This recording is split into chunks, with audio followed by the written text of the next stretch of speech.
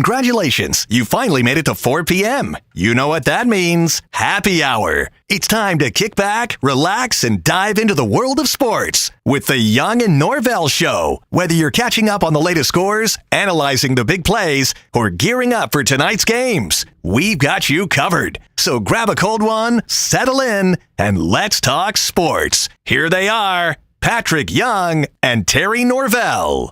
Okay, here we go. It is time. We are now steaming toward the third complete weekend of March Madness men's basketball, and we will whittle it down to 2, and Monday night we will crown a champion. Hi, everybody. Terry Norvelle coming to you on a Friday. Ready to go. Can't wait for the Final Four. 6:09 Florida tips off with Auburn tomorrow.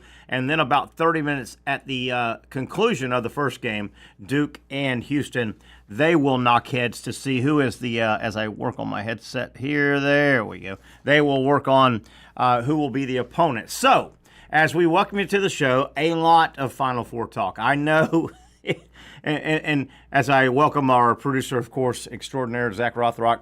Zach, I know I shouldn't pick at my cohorts in the area, my colleagues in the area, but I'm sure about 14 other shows, local sports shows in our area, I'm sure they've gone over their 57th mock draft and who are the Jaguars going to take with the 5th pick? They've done that a million times, right? Why would you not almost go exclusively March? The freaking Gators are in the Final Four, Zach Rothrock. Have you heard? Well, there could always be room for one more mock draft. One more? You think we should squeeze in one more before we are, 3 weeks out from the draft, roughly? Let's do mock draft. How do they do it? How do these shows do it? They'll talk Jaguars 95, and of course the Jaguars in Jacksonville are the dominant sports story. And of course on this show we talk about the Jaguars. But right now, Zach, what the hell's there to talk about, right? It's the Final Four, man. Gators, local. Am I wrong, Zach? Help me out here, brother. Help me out. Well, I mean, we could talk about the Gator softball team. We could talk about Rothrock. We're going to, and she pitched a nice game the other night. But, I mean, my God, how do you not talk Final Four? The SEC guaranteed to have a team in the finals, right? I mean, no matter what, the SEC will have one team playing on Monday. Will it be Auburn? Will it be Florida? Houston and Duke? I'm telling you, man, I may miss this by a million miles. I think Houston gives Duke everything they want. So actually, I heard a pretty decent. I think Houston might win that game with the defense they play. I mean, maybe, but I heard a pretty decent, almost like a 5D chess type take on this. Okay, I like it. So if you're Florida, you should really root for Duke to win, but in a knockdown, drag out, rock fight type game that takes everything out of them. And I'm fine with that. That kind of sets you up for the best chance for success. I'm fine with that, and I've already said this. People have asked me earlier in the week, and we've talked on the show, Terry. If Florida beats Auburn, and that's a big if. By the way, I think both games tomorrow night are toss-ups. I think they are absolute coin flips. I would not be surprised if Florida Duke win and they meet. If Auburn Duke wins and they meet. Right. If Florida Houston, I would not be surprised at all. But when I was asked early in the week, and we used it as a topic today, this week I should say, on the show, I threw it to Patrick, and he kind of agreed. If I'm Gator Nation and I can get into Monday's finals, I would rather play Duke. I don't want to. Houston does what they do so well. They take you out of the style of game you want to play. Florida would have to beat Houston in a 64-62 kind of game. They make you play an awkward. I would rather Florida go down in flames playing Duke. If they can't beat Duke, play their own style, though. You know what I mean? If you play Houston is so good, they make you play a style of basketball. Duke doesn't want to score in the 60s. Duke wants to score in the 90s. If Houston beats Duke, that game tomorrow will be 72-70. And Duke doesn't want to play that kind of game. No, they want to play like the prettier form of basketball. Yeah. Yeah, I mean, it is easier for a team like Houston to bring you down to them than it is for a team like Duke to speed up the pace. And but I mean, really, I think the matchup, the draw, because I mean, also on the other side, I know that there's the whole cliche, kind of a data-driven cliche that it's hard to beat a team twice in a season. Sure. But still, I mean, I don't know, call me crazy, but I like that you've beaten the team. And if you're Florida and you've beaten Auburn, and you beat them shorthanded with your hand behind your back, and you beat them at Auburn. And frankly, I don't know if people realize this, and maybe the TV boys will start putting it out there today, tonight, tomorrow, and then a pregame. These 4 teams, the Final Four, Florida, Auburn, Duke, Houston, you realize this year they've all kind of played a lot. Let me just start and pick. Florida has played Auburn. The Gators have won. Auburn has played Duke. Duke beat Auburn. But the game was way back on December 4th in Raleigh. Auburn has beat Houston, but it's a long time ago. So all these guys have kind of played each other already. They've all kind of played each other, but the sample size, it's only been one game. Even Florida in the same conference with Auburn, they've only played once. They didn't have a situation where they played twice this year. And most of these matchups were a long time ago, I should say, right? Florida beat Auburn. That's something we can use some data from. That game was February 8th. That was over a month ago. Duke beat Auburn. If they meet up in the finals, Duke beat Auburn. Yes, they did. They beat them straight up.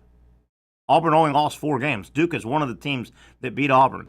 That game was December 4th. I mean, is that really real? I mean, think about how long ago December 4th was, Zach. I mean, yeah, the teams aren't even they're not in their stride at that point. And I mean, you got to really go back and look, who was injured and how many men, like the rotations are probably different. So it's hard to. Auburn beat Houston. Auburn played and beat Houston. That was way back in December. So yes, they have played to a degree, but I'm not so sure. The whole beat a team 2 times in a row. I don't know if that applies. They've played so long ago. Did I hear Patrick? I heard somebody stirring around. I believe. Yeah, we got it. Ho, Patrick. We got a championship weekend upon us, buddy. How you doing? What's going on? Hey, man, what's going on with you? A little tired, but I'm hanging in there. What you got going on? Why are you tired? What have you been doing? I work, Terry. You work? I work for a living. all day. Hey, do you not know anything about that? Yeah, I do. I try not to. Have you done a lot of media today with the Final Four? Did I have something today? I think I had a call. Yeah. This morning. Yeah, and then a cool news story. Nice. Aired last night and this morning. Nice. Pretty cool. Yeah. Nice. Hey, Pat, take us back. You played in the Final Four. You were a guy that you had a shoot around in the big arena on Friday, which is today, before tomorrow's big Final Four, 2 games. Right. Is the waiting now? Florida had their shoot around this morning at noon Eastern, 11 a.m. Is it a long time between now and tip-off? You went through it. Is that a long final day? Man, let's just. Yeah, I think it still is. Yeah, it still is. Yeah, I do remember that. Yeah, because I think you still end up having a few meetings. Let's tip this bad boy off. Yeah. Yeah, I'm pretty sure. Yeah, it's still a long time. And I would think from my days working at JU and calling basketball, football, and baseball, I traveled with the basketball team when it was basketball season. And, generally there's a day or 2 in between, but you're playing every few days. So you look at that scout 2 or 3 times. How many times can you look at the scout? They've had like 5 or 6 days now to look at a scout. That's got to get old, doesn't it? Looking at the scout every, 3 times a day for 5 days in a row or whatever. Ooh. Well, you better have no excuse for not knowing it. No, you better know it, right? You better know he's a shooter. 23's a shooter, right? You got to know who the shooter is. Patrick, we need this tournament. It's time. This is the 3rd week. I love March Madness. You love March Madness, but I hope they don't expand the time of March Madness. 3 weekends is enough. We need to crown a champion Monday night, right? This thing doesn't need to go. a couple years from now, it doesn't need to go 4 weekends. This is right. We need to go ahead and determine a winner late Friday night. Would you agree with that? Yeah, I think so. I think it's it makes sense with it being called March Madness. Yeah, it's already kind of strange that it ends in April anyway. But how weird would that be if it was ending on April 14th? Yeah. It's long enough. I know that if they add to the tournament, which they're going to do because of money, they're going to add play-in games, and I'm fine with that. Just don't make the tournament longer on the calendar. It needs to end very early April, I think. I think, I love it, but I'm ready for it to end, aren't you? Yeah, I'm ready for it to end. Absolutely. Yeah, definitely. Patric Young with us here, the Young and Norvelle show on a Friday. We're hours away from Florida and Auburn kicking off the Final Four. Game number 1, Duke-Houston will be game number 2. Patric, we look at the SEC, and I don't want to say it's been a slump when it comes to football, but the SEC has not won the football championship in, a couple years, right? They've got a couple years. They didn't have a team in the finals. I don't think it's do or die, but, man, it would be really nice for the SEC to have either Auburn or Florida win the basketball national championship. They haven't had the football in a couple years. But, boy, that'd be a nice feather in the SEC's cap, wouldn't it, to go win? Haven't had basketball since Kentucky. So I know. That's been a long time ago. I know, but, boy, that would be a nice feather in the SEC's cap. Okay, Ohio State won it in football. Maybe we didn't get a team in the finals. Okay, we get that. But guess what? We, the SEC, just won the basketball national championship. That'd be a nice feather for the SEC. Yeah, I mean, I think that would be a nice feather for any conference. Yeah. Nothing extra special. I just think the SEC has to win it with all the dominance and depth and teams. Then all that stuff is complimentary unless somebody wins it. If Duke gets knocked out either tomorrow or in the championship game, do you think I think the narrative might be, Duke, and this is no fault of Duke, you can't make your opponents better, but if Duke gets knocked out, I think a lot of people are going to say, blame the ACC. They didn't toughen Duke up. It was a weird ACC year. I mean, it's weird when a season goes by in the ACC where one team just rolls through it. Yeah. Duke really didn't have any. They had no big conference games. I mean, Duke really coasted January and February. Could that bite them in the rear? Well, you would think it would, but I mean, they've done a really good job against big teams in the tournament, and they took care of their conference tournament. Yeah. The weak conference schedule has not affected how good they are. Not one bit. Yeah. But boy, you look at teams like Florida. You look at Florida and Auburn, and then we talked about Houston. Houston lost 4 games.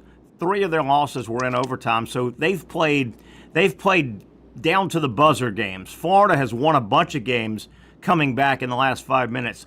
Auburn has been pushed. You just wonder what happens if Houston or Florida/Auburn on Monday can push Duke where the game's in doubt with 2 minutes to go.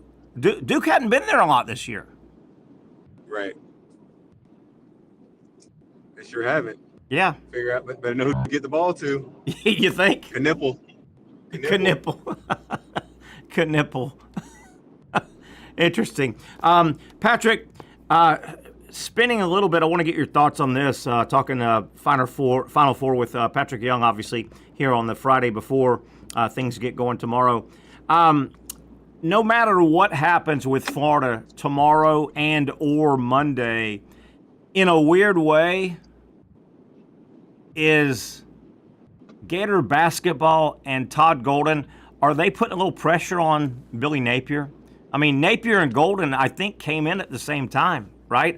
I mean, and I get it. Football's got more players, and basketball, less players. You can turn. But is there any weird pressure on Billy Napier this Gator basketball team has been turned around by Todd Golden in less than 3 years. They're in the Final Four, for God's sakes. I mean, you think there's any pressure, internal pressure in a weird way, between Gator basketball putting that on Gator football?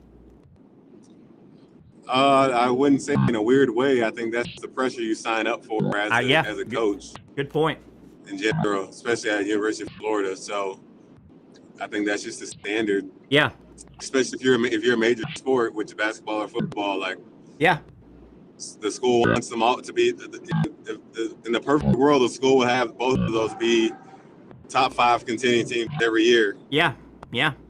I'm with you. I think in a little bit of you don't ever want to think one of your own programs is pressuring another, but I think there's a little bit of that going on right now. No matter what happens with Florida tomorrow, Todd Golden has reconstructed the Florida basketball program in just under 3 years to the Final Four. Hey, Billy Napier, you came in. You're going in your 4th year as well. Might need to see some results there on Gator football, definitely. Hey, Pat, I was looking this up. What a shame Florida and Auburn will play tomorrow in the biggest SEC basketball game in years. I think we can say that, right? I mean, it's the biggest basketball game in the SEC in years because rarely does one conference meet up with their same conference brethren in the Final Four. What a shame. Do you realize Florida and Auburn have not played football since 2019? And they're not scheduled to, and they don't play next year. What a shame. Wouldn't it be cool if they played football this coming fall after obviously somebody's going to be heartbroken and somebody's going to win the Final Four? What a shame that Florida and Auburn haven't played football to chase this basketball game. Was the last time? I think the last time was Bo Nix coming to Gainesville and the Gators won. And he had a miserable game. Pretty good. Yeah, he had a terrible game. Yeah, and P. Ryan took the handoff on the sideline, and if you remember the play, I don't know how he did not go out of bounds, but he went like 80 yards on a basic handoff that he cut to the outside. And Bo Nix and Patrick. I can remember driving out of that stadium when Florida beat Bo Nix and Auburn in football the last time they played, and Bo Nix had such a bad game. And I was like, man, this guy, he's never going to make it. He transfers to Oregon to get out of the shadow of his dad in Auburn, and damn, the guy's starting in the NFL now, Patrick. Would you have ever thought that? I would have never thought that.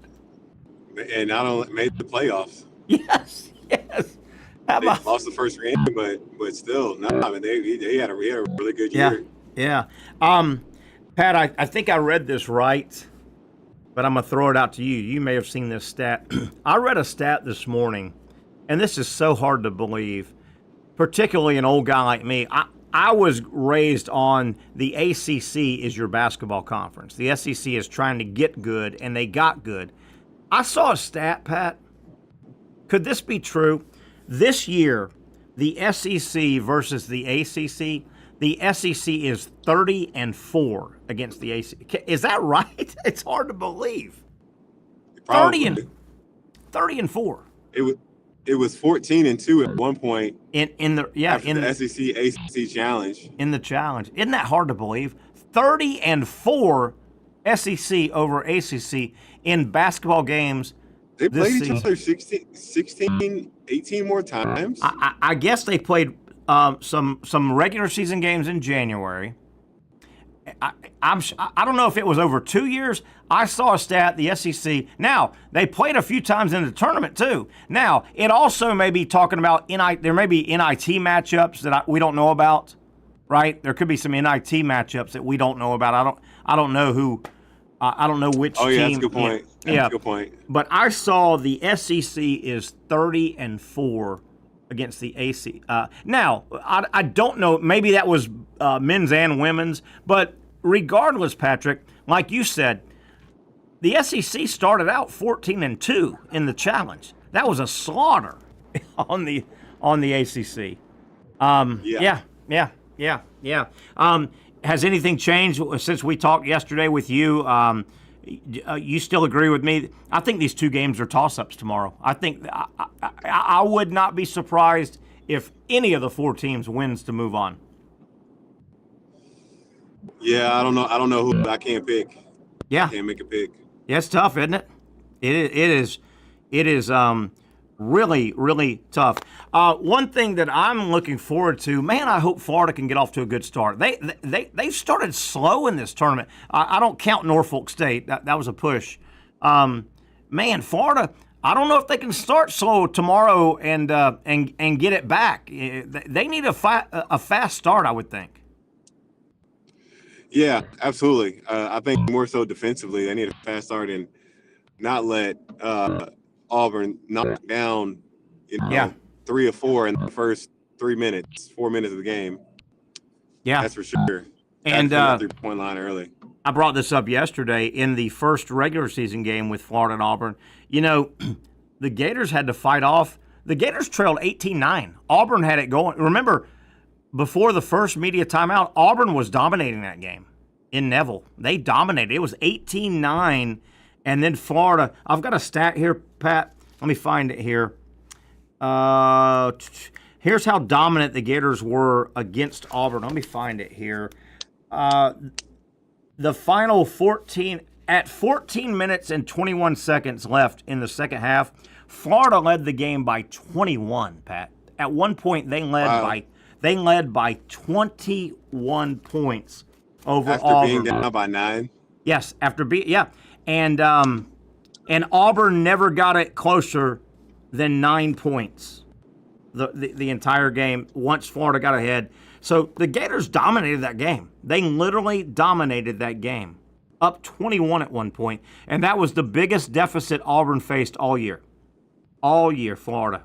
I think that's where Florida started their run. I think that's where the nation said, damn, the Gators could win the national title. They're good enough to win the national title. Because you remember at that time, Patrick, Auburn was on a winning streak, and everybody had said Auburn's the best team in the country. Remember that? Auburn was considered the best team in the country, not Duke, in January and February probably. Wouldn't you agree? Yep. Yeah, they certainly were. I'm trying to find that final stat here so I can hammer it home. I wrote it down somewhere. But, yeah, at 14 – where's it at? With 14 minutes and – oh, good Lord, Pat, I can't find it here. I wrote it – didn't I write it down, Pat? Didn't you see me write it down? I saw you do it. I know you did. It was 14 minutes and like change in the second half remaining in the game, and Florida was up in Neville, in Auburn's arena, by 21. Biggest deficit Auburn has faced. And I saw another stat I want to get out for you, Pat. I saw another stat in terms of layups missed. Auburn missed like a bunch of layups, and they call layups within 2 feet of the basket.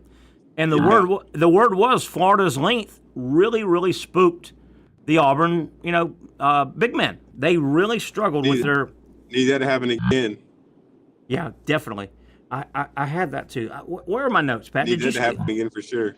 Did you steal my notes, Pat? Yeah. I think you did. Hold on. I can't read your handwriting. No, I can't. I think that's my problem. I can't read my handwriting. I want to see that stat though. Man, I had a good stat here. Yeah, Broom missed a bunch. He missed a bunch of layups. Cardwell missed a bunch of layups. Yeah, that'll be that's going to be my first area to watch. Obviously, I hope Florida hits some 3-point shots early. That always helps open up. But Florida down low and Broom. What happens with the big guys? I think tomorrow is the big first storyline. Wouldn't you say the physicalness of the big guys? The big guys. Yeah, and hopefully the bigs of the Florida Gators can have a little bit more physicality and toughness and resistance at least. And then, go and attack Dylan Cardwell and Janai Broom. Don't be afraid of those guys. No reason. They block shots, but they get scored on all the time as well. And they foul. All right, Pat, I found Getting Auburn's bigs in trouble, foul trouble early, yes, that'd be incredible. It would really be good. All right, Pat, I found the numbers. This was from a Auburn newspaper I was reading this morning, and they went back and charted the first Florida-Auburn game. According to this Auburn newspaper, and I think they were calling a layup shot anything within like 2 feet of the basket. Not necessarily a layup off the backboard, but even just a turnaround, drop it in the basket. Auburn, layup-wise, was only 13 of 28 from basically 2 feet and in, because Florida, the length of the Gators really, intimidated Auburn. 13 of 28 from 2 to 3 feet in. I mean, that's great defense, and that's Auburn. Pat, is part of that you're anticipating your shot getting blocked and you're rushing it? I don't know. You tell me. You were post-play. Yeah, for sure. I mean, look, you block someone's shot a few times or affect it, you know, they're gonna end up with that hesitation of, yeah, you know, I just got my shot blocked, and yeah, how can I get it? Yeah, they're gonna start altering their shot and thinking of it, and because the shot block, you might not get it every single time, but you can try to affect the mentality of the person that's going, you know, to get a layup or trying to score on you. Pat, do you consider the Florida bigs, are they shot blockers, or are they more shot intimidators? They're both. Both? Okay. Yeah, I would say a little bit of both. You know, there's not a guy averaging over 2, I think. Yeah. But like, if I saw all 4 of those guys with 1.5, yeah, I wouldn't be surprised. That's a hell of a game, cumulatively. That's a hell of a game. 1.5 across the board. You blocked a lot of shots. I know, Patrick, as a Gator fan watching Gator basketball this year, I know, going way back to November and working all the way to right now today, as I watched Florida play defensively down low, it was a theme. Other teams missed a lot of close-in shots. And to me, that happened so much, it wasn't a coincidence. There's something to that. Man, everywhere you turn, there's a 6'10", 6'11", 7'1" guy with his arm up in the air. Am I right with that? Everywhere you turn defensively.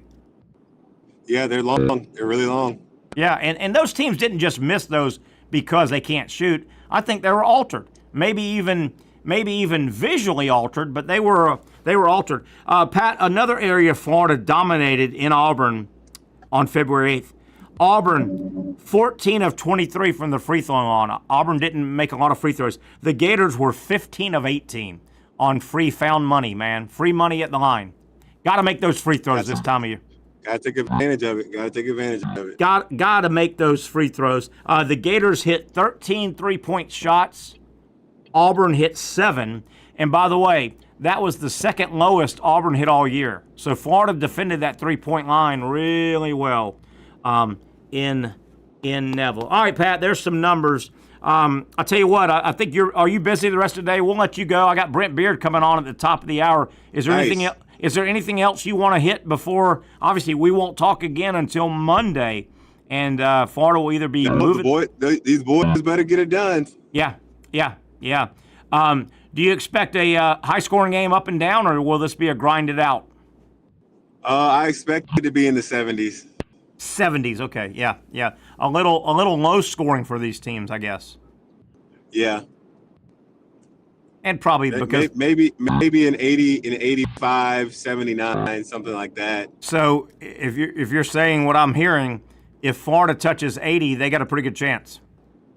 I think so. If they touch 80. First one to 80. First one to 80. I'll take it. Because wouldn't you think, I mean, you played in these games, you would think these games tend to slow down a little bit, right?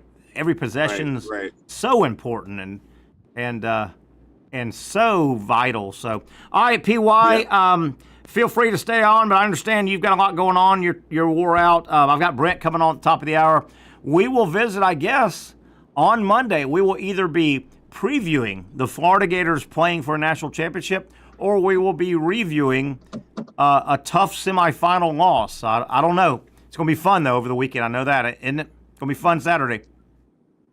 Absolutely. Can't wait. 6:09. 6:09 Gator tip, and it will be on time. It's the first game. All right, PY, get out of here. Enjoy the rest of Friday. Beautiful weather. Enjoy Saturday, and settle in and root for those Gators, as we know you will.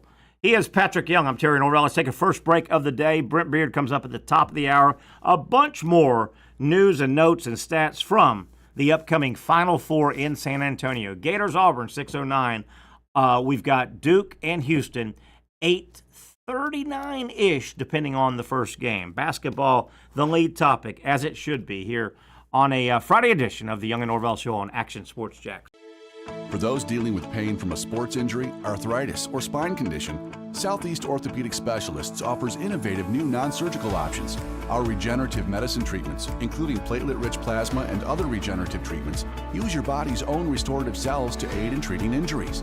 These procedures are performed in our offices and typically require minimal downtime. If you want to get back to doing what you love, our regenerative treatment options may be right for you. For more information or to schedule an appointment online, visit our website.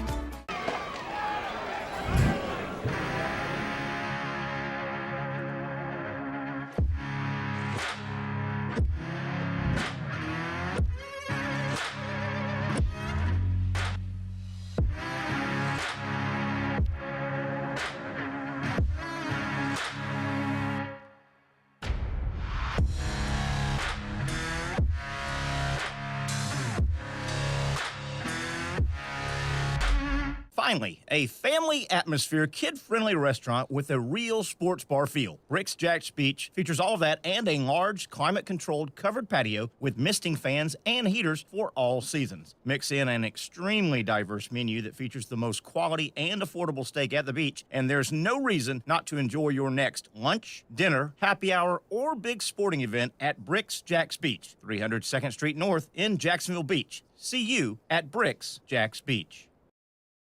You really got to hand it to him. Hold on. The previous play is under further review. I'm not sure what he could review, but okay.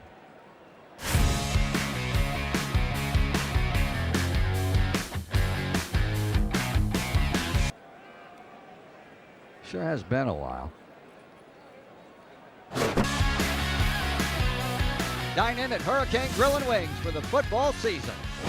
Well, there he is. Oh, what is that? Hey everyone, Olivia Tasley here from Action Sports Jax to tell you all the different ways you can watch our new 24/7 network. 3 easy steps. You don't even need a pen and paper to write it down. Step number 1, download the app. Search Action News Jax in your app store either on your phone or your smart TV. Then, once you're on the app, click on that little drop-down menu in the upper left-hand corner with the 3 little lines. That'll show you these options, and boom, right here, click Action Sports Jax 24/7, and you will be brought to our continuous stream channel. That app can be accessed through all these different platforms, whether you have Roku, Fire TV, Smart TV, Apple TV, or Google TV. You can find our app. Now, if you don't have access to the app, don't worry. We still got you covered. We're across all social media platforms from Facebook, Instagram, X, YouTube, Twitch. We have a podcast channel. Plus, check out our short reels on our TikTok. Action Sports Jax 24/7. It's on all the time and everywhere. It's a new logo, new branding. With Bold City Heating and Air, it's an old school approach. One of the few locally owned and operated air conditioning businesses left in Jacksonville. It's hot, Florida in the summer. You can't do much to avoid it, but you can keep cool with Bold City Heating and Air. It's every customer counts kind of service, from when these trucks have pulled up to my home over the last couple of years and when they pull into your driveway as well. From communication to pricing to the actual service, everyone at Bold City Heating and Air cares about you. You know who's coming to your house. You know they will be well trained, and they will respect your home. Air conditioning convenience at boldcityac.com. Stay cool while it gets hot. Bold City Heating and Air can help. Don't get caught sweating all summer. boldcityac.com, and they have financing to help. New systems starting at $110 a month and $50 off any repairs. Stay safe, stay comfortable with Bold City Heating and Air at boldcityac.com. Homegrown in your hometown. Okay, as we look at the health of the Final Four teams, We welcome you back to the Young and Norvelle Show. Terry Norvelle here. I want to thank Patrick Young. Pat's had a busy week. He really has, with a lot of media interaction, as you would expect, being a member of and really the leader of the last Florida Final Four team to make it this deep. Pat has been hounded a little bit by a lot of media. We thank Pat for coming on for about the first 30 minutes. Terry Norvelle here. We'll have Brent Beard coming up around 5:10 or so in the second hour. Wanted to get this out. It looks like, and this is good for everybody, it looks like everybody in the Final Four, Duke, Houston, Auburn, and Florida, will be pretty much at 100%. Johni Broome today, reports came out that he was talking to media, I guess last night or this morning. Broome claims that he will be right at 100%. He thinks he's fine. He's had treatment on his elbow. So Broome should be healthy or very close to it if we go by his word. Good news for Auburn, good news for Broome, good news for the Final Four. You want the best teams playing. Florida seems to be pretty damn healthy at this point. The Gators had some injury issues. I mean, Elijah Martin missed some time. Walter Clayton missed some time. Condon missed a bunch of games. Hell, Hanlogden, the 7-1 starting center this year, was not even activated until February, but Florida looks pretty healthy. Houston, I have not heard that they have any real injury issues. Duke got some pretty good news. Duke, I want to get this out. Duke reserve forward Malik Brown said he's ready for a bigger role in the Final Four this weekend after his shoulder injury significantly cut his playing time in the Blue Devils games last weekend. Brown missed 4 games, and he's a guy that gets a lot of minutes. He's not a starter for Duke, but he's been out for a while. He gets a lot of minutes. Brown missed 4 games, 2 in the NCAA tournament after missing 2 in the ACC tournament for Duke in wake of his second shoulder dislocation. That occurred in the quarterfinals of the ACC tournament against Georgia Tech. His shoulder, his earlier shoulder injury came way back on February 17th. Duke's plan heading into the Sweet 16 was against Arizona was to only use Brown if the game necessitated it. Duke's front line got in a little bit of foul trouble, so Brown came in and played a few minutes against Arizona, and then 3 minutes in Duke's dominant win over Alabama. I don't necessarily think they needed him as much as probably John Shire wanted him just to get back on the court a little bit. So Duke looks fully healthy-ish, about as close as you can get. Houston, Auburn, and Florida. So that's good news. That is good news that it looks like the 4 Final Four teams will go in tomorrow in the 2 games tomorrow relatively healthy, about as healthy as you can be this time of year. This time of year playing the game of basketball. Wanted to get that out. Want to jump around a little bit here, Zach, before we get back into March Madness, which is the topic of the day, of the weekend, and has been the last couple of weeks. Interesting story out of high school, just kind of a fun story I want to get to. Zach, did you ever watch, I did not, did you ever watch the show 24 with Kiefer Sutherland? 24, you've heard of that show? Yeah, I have. I've seen it. And it's kind of a 24. Not every season, but I have seen it. Kind of a every hour show was like a 24-hour countdown, and he went real time. Real time. High school baseball story, kind of related to this. I thought it was pretty cool. Left-handed high school pitcher in the state of Illinois by the name of Jack Bauer. Does that name ring a bell? Yeah. Yeah, it's Kiefer Sutherland. That's his character, right? Yeah. I didn't watch the show. I know of the show, but I didn't watch the show. I know it was wildly popular. It had 3 or 4 years where it was a big show, right? Highly rated, and everybody watched it. So, Illinois, this year in high school, left-handed pitcher in the state of Illinois by the name of Jack Bauer, lefty now. What number do you think he wears on his jersey? Got to be 24. 24. Obviously. Yes, right? That was the name of the show, right? Yeah, they should do, whenever he gets like 2 strikes, they should do the doot. There was always what like is that a reference? Beep. It was a beep. It was like a countdown. They did it coming in and out of every commercial on that show. Beep. And what did that represent? Beep. Just beep. It was like a countdown because the clock was always going. Yeah. So it kind of sounds like a bomb. So anyway, the story here is not necessarily the high school left-handed pitcher in this year now, current season going on. Left-handed pitcher in the state of Illinois His name is Jack Bauer, which is the name of the character, right? He wears jersey number 24, which the name of the show is 24, wasn't it? It was like 24. Yeah, literally just 2-4, the numbers, yeah. And, oh, by the way, the guy's left-handed. He supposedly is already committed to Virginia, and they play good baseball. Virginia won a national title within the last 10 years out of the SEC. Supposedly, he runs it up. He hits 102 on the clock at times. Oh, my God. Oh, my God. Yeah. How about that? He might make it up to the bigs. I mean, you got to. You're kind of destined to with the embracing of Jack Bauer. A lefty throwing 102 at times. Yeah. They say he sits around 98 to 102. God. Decent. How do these kids start? How have they started throwing this hard over the last couple of decades? Oh yeah, I mean, they don't play basketball or football. They just stretch. They just stretch their arm and go through the motions. I also wonder, like way back in the 80s, I played high school baseball in the 80s, and we had some guys that could throw it and opponents and visiting teams. But I wonder too, is technology better? The old guns, I remember when I was in high school and college, the scouts or your own team would have a gun, and it looked like some antiquated. You think they had faulty guns, and you and your friends were actually throwing like 120? I bet there were. You almost probably have to give a few miles per hour to that. Just the technology. I've always wondered this, and I know several buddies here in town that are either current JSO officers or retired. I'm born and raised here. I know a lot of guys that are. I need to ask one of my buddies this question. Speaking of the speed guns,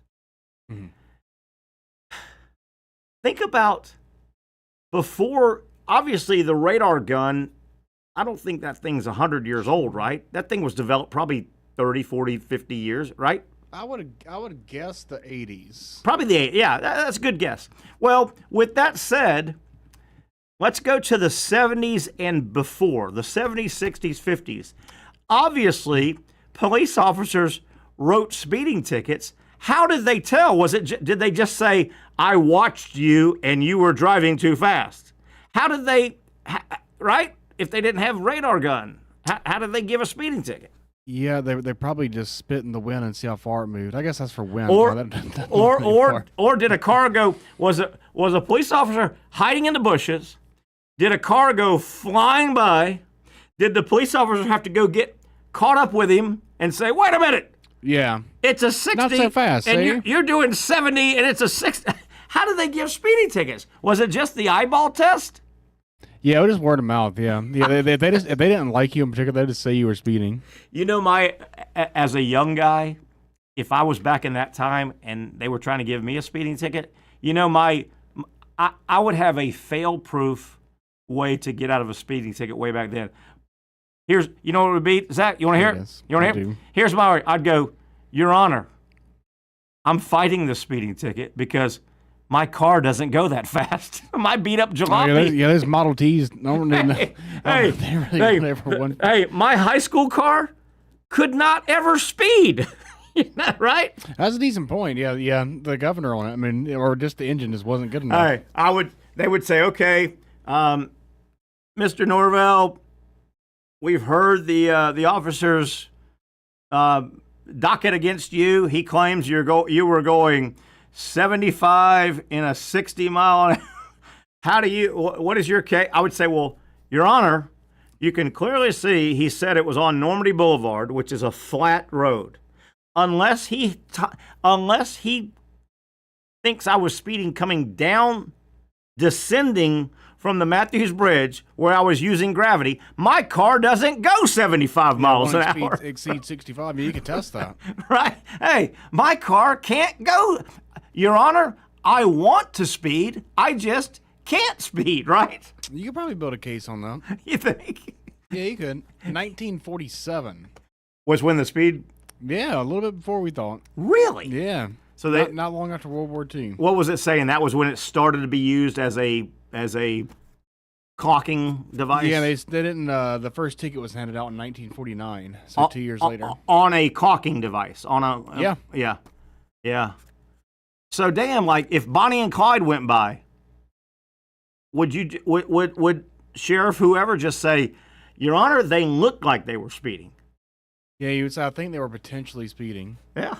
Or maybe you got like lines on the road. You got to clock them with like a stopwatch, Yeah. Like the NFL Combine. Yeah. Oh, they went from this line to that line in 4.2 seconds. They had to be going at least 90. Hey, that guy's hey, Your Honor, this guy is an awfully fast outside linebacker. He was right. Yeah. Click. Yeah, he's way too fast. Click. I always wonder that though. How did they give speeding tickets way back? Yeah, you'd have to use like advanced algebra. You had to figure it out based on landmarks and time. I guess. I don't know.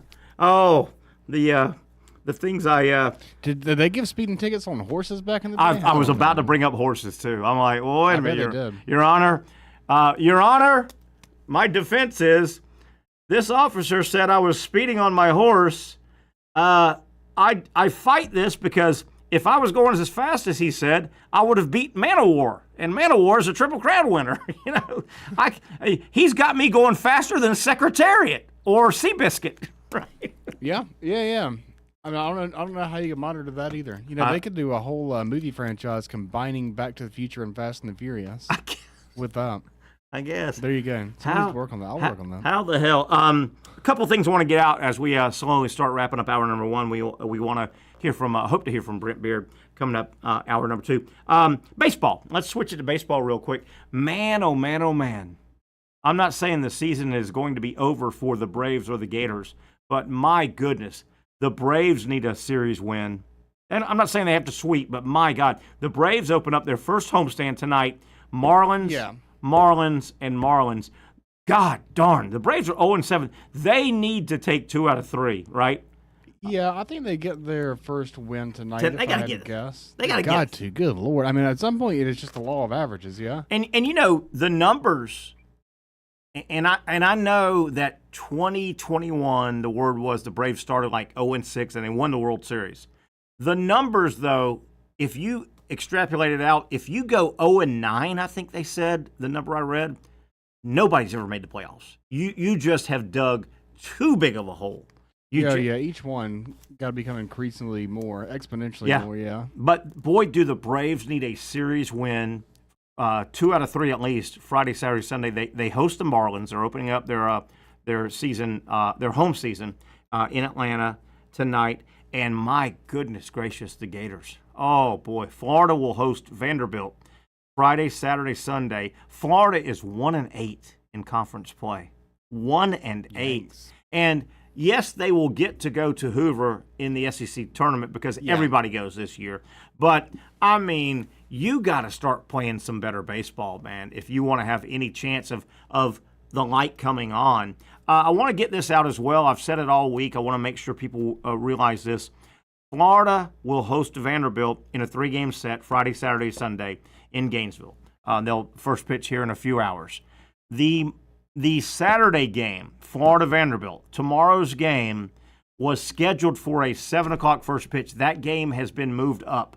First pitch tomorrow, Florida hosting Vanderbilt in college baseball will be 1 o'clock. I want to make sure everybody knows that if you might be going down there. Certainly, that was the thing to do. The Gator Nation said, hey, man, let's move that away from the Final Four, right? Yeah, I think they're even doing a thing where they're doing a viewing of the Final Four game afterward. That makes sense. Yeah, I think it's in the O'Connell Center, which is close by the baseball. Yeah, it's right next to that makes a lot of sense. Oh, yeah. But, Florida had the foresight. They said, wait a minute, we can't play Game 2, Florida-Vanderbilt baseball in Gainesville. We can't play Game 2, first pitch 7 o'clock, right in the middle. I mean, that's halftime of the game, of the Final Four game. So a very smart move. Yeah, that'd be bad. Although they'd probably like to hide behind the basketball team's success, much like they've been doing for the past month or so.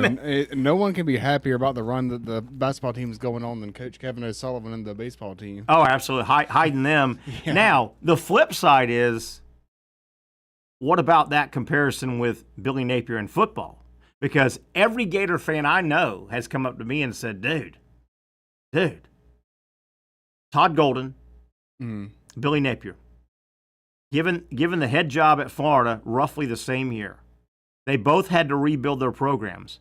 Todd Golden right now is fighting for a national title, and I don't think the guys that could come back, I think Todd Golden brings back a good team next year, and he'll add. There's some pressure. Yeah, on Napier by his own basketball team. Yeah, that's really. I mean, that's definitely true. What you're saying is reality, but I mean, it's just not a fair comparison. I mean, Coach Todd Golden's done an outstanding job. I agree. And I mean, you don't need to hit on as many. You don't need as many things to go right. Like Billy Napier, he has his Walter Clayton Jr. His name is DJ Lagway. He's had some injury problems. I don't like to use excuses, but I mean, Billy Napier really has been hit with a string of just really bad luck. Yeah, I agree with everything you're saying. Yeah. Basketball, the number of players on the court at a time. Yeah, just fewer players. If you find two star players, you can turn things around in basketball and surround them with some good players. Football, you need many more. I get that. Now, my comeback to that is fans are not rational. Most sports fans aren't rational. Definitely not. Gator Nation football fan is going to go, let's say things don't go good. Let's say Florida opens up 1-4. They're going to go, get him out of here. He's had plenty of time. Look what Todd Golden did in the same amount of time. Yeah, I mean, I've heard a well-renowned Gators writer refer to the Gator fan base as Gidiots, and I believe that is when they act like them. Gidiot, and the Git is short for Gator idiots? Yeah, Gator idiots. So he's smashing. Yeah. I like it. Credit Pat Dooley. I like that a lot. I like it a lot. Staying with college baseball, I thought this was really cool, and I do not remember this last year. Maybe because the game was a 19-4 Florida State win over Florida in baseball in Tallahassee. How about this? Florida State, really good baseball team this year. They open up a 3-game series tonight against against Wake Forest. So it's a Friday, Saturday, Sunday. Tonight, the game in Tallahassee, Florida State hosting Wake Forest. They've done it one other time last year. I don't remember it. The Marching Chiefs band will be at the FSU baseball game in the stadium playing the band. Isn't that cool? Yeah, I feel like that should be something that's done more. I've never heard of that. Have you? Yeah, no, I've never seen it done, but it should be done. So tonight in Tallahassee, if you go to watch Florida State host Wake Forest, Florida State's like 3rd in the country, real good in baseball. Wake Forest is like 25th. This is and I don't think they do it a bunch, but tonight will be the Marching Chiefs, the FSU marching band, will be in the baseball stadium playing, right? Yeah. Supposedly they did it last year for the first time, and Link Jarrett, the head coach for Florida State, loved it. By the way, they did it last year when Florida came to town, and the band was in the stadium, which is odd. You just don't have bands playing at college baseball. It's never been. That's different. It doesn't mean you can't do it. They beat Florida 19-4. So. Oh yeah, you're obviously gonna. Try to redo it. And also, the band is probably used to having, X amount of appearances every year. And then the football team, they didn't have postseason play. So that lets them fill their quota. Right? Wait, FSU didn't go to the ACC championship game? I ain't going to know that. Wait, they didn't go to the Sugar Bowl? No, Wait.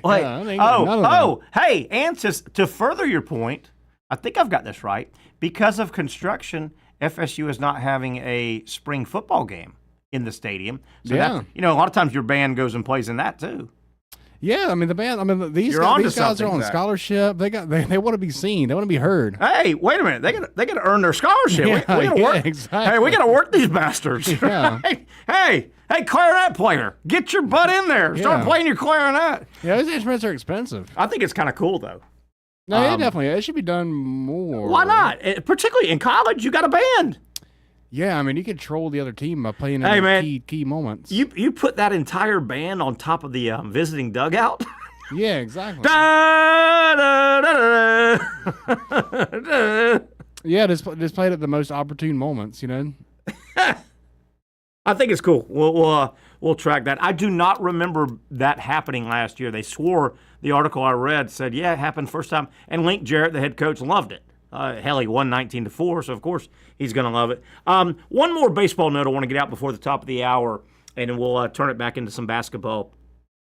This date in sports history, I thought it was cool because I lived it. I remember what a big deal it was.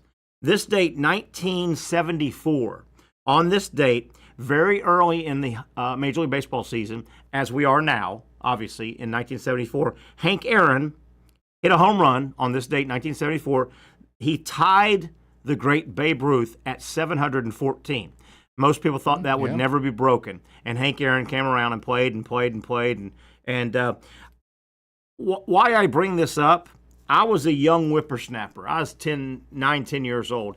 I vividly remember the way it played out, Zach. Think about it. If Hank Aaron hit a home run this date, 1974, very early in the 74 baseball, he tied Babe Ruth. He got within like 2 home runs, and the season ended in 73. So I'll never forget. You talk about a buildup. Yeah. You had like 6 months. It was a massive story. God, yeah, I can imagine that in today, like the social media age. It was massive. It was almost like one of your major TV shows, how they do a cliffhanger. The very final show of the season, they would do a cliffhanger. Oh yeah. And who shot JR? I was gonna bring that up. I didn't know if you were old enough to remember that, but yeah, I'm not. But that was the classic. The final episode of Dallas, the show, you saw a dark office and somebody has a gun and shoots JR. That show was so dominant around the country. They did it on purpose because there were 6 months of who shot JR. It was massive until it came back. Well, baseball was like that with Hank Aaron, the chase. And you also had the racial situation. And I mean this in a good way. You had just came out of the 60s, right? The 60s were the civil rights and there was still some real racial tension. You had a black guy, Hank Aaron, Henry Aaron, who I always loved, man. Great guy, quiet guy. You had a African-American black guy chasing down Babe Ruth, Mr. White Guy Baseball. And I'm not saying there's anything wrong with any of this. It was what it was. Babe Ruth was revered. He was Mr. Baseball. He was the Yankees' home run hitter. He was a white guy. And you had this African-American guy, and baseball, for years, never let the black guy play, right? Baseball, hot dogs, apple pie, Chevrolet, Americana, white Americana, all that played. It was a fun buildup, and then he ties it. But yeah, it was really neat the way the country was sitting on pins and needles. When's he going to do it? Where's he going to do it?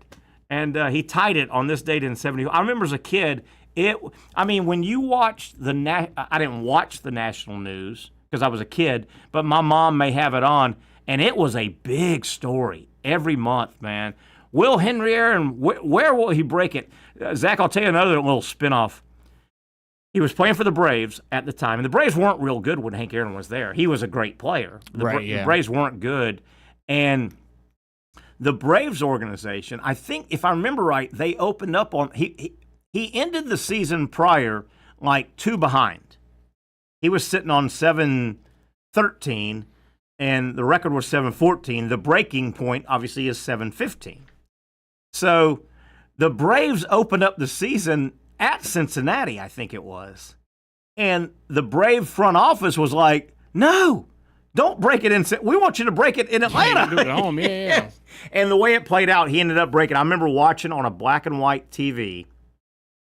They were playing the Dodgers. He didn't hit another one until they were at home in the old Atlanta Fulton County Stadium. And I'll never forget Al Downing, the name of the pitcher for the Dodgers, left-hander. He pitched, and he's African-American, by the way. He pitched. Aaron hit the ball. And you can still see the very, very, very famous sports shot of TV. Aaron hits the home run. It goes into the Braves bullpen, and Aaron is running around the bases, and the place is going nuts because they were anticipating it. There's celebrities there waiting on this guy to hit one more home run, right? You never knew when he was going to do it. And if you see the highlight, you could pull it up during the break. I don't know. I don't want to put any work on you. Aaron hits the home run. By the time he hits second base, two Brave fans, like hippie 20-year-old guys, have jumped out of the I think I've seen that. Yeah, they've jumped out of the stands, and they run out, and they're patting him on the back. They run all the way around from second base. Hey, this day and age, those guys might have been shot. They got tackled. They might have been shot. Potentially. Yes. It was something. It was a fun time. I remember as a kid, one of my memories of baseball was the Aaron chase of Ruth, and then when he broke it that night. I'll never forget. We were watching. It was a Monday night baseball game, and Monday night baseball was a big thing in the 60s and 70s. Oh, yeah. Big. Monday night baseball was big. You didn't have anything. You barely saw games on TV, maybe 2 on Saturday and 1 on Monday. And I remember, as a family, we were sitting around our black and white TV, and it might have been his second at bat, but damn if he didn't hit a home run. It was fun. It was fun. All right. Do you know who was on deck when he hit the home run? If I tell you, how impressed will you be if I get it right? Let me ask you this. How much higher will the legend of Terry Norvelle go in your mind? I'd be more impressed without this smoke and mirrors. And you see, I'm not looking anything up. I'm gonna guess. On deck. Yeah. By the way, great question. Was a guy by the name. I mean, you obviously know. I know. I'm guessing. Okay. Dusty Baker. Wow. Complete shot in the dark, and you got it right. Dusty Baker. How amazing. Hey, have I don't like to brag. I've never heard you brag about Okay, I don't like to brag. Literally but ever. Let me let you guys in on a secret here. It might kind of separate me from everybody. I don't want to brag. I graduated from a private institution of higher learning. I like to call it Jacksonville University. Mm-hmm. That's a private. I'm a little smarter than the average bear. Okay. Yeah. Dusty Baker. Now, I'll take it a step further. If you're reading something on that, guess who caught the ball in the Braves bullpen? Now, you won't know the name, but he was a former pitcher, and he became famous as a football quarterback coach. Tom House, a guy by the name of Tom House, caught the ball in the in the bullpen. I wasn't ready for that. What about my Dusty Baker answer? You were ready for that, and that was impressive. How was I ready for that? As I'm saying, that's what's impressive about it. I don't know. Off the top of the head. Yeah. Did I mention JU? Have I mentioned that? At least 3 or 4. I don't like to brag. I know. You forced me into bragging right there. I know. You forced me. Yeah. Any more trivia you want to throw my way? I mean, You got one? I what? Be more impressed. You've gone out the park with the impressiveness. Give me one. You're looking at something right now. Give me a trivia question. It's Friday. I am looking at something, but I'm not looking at Twitter. It's Friday night. I'm trying to line up. We have the always wonderful and always punctual Brent Beard ready for us. Okay, let's take a break. You know he was impressed.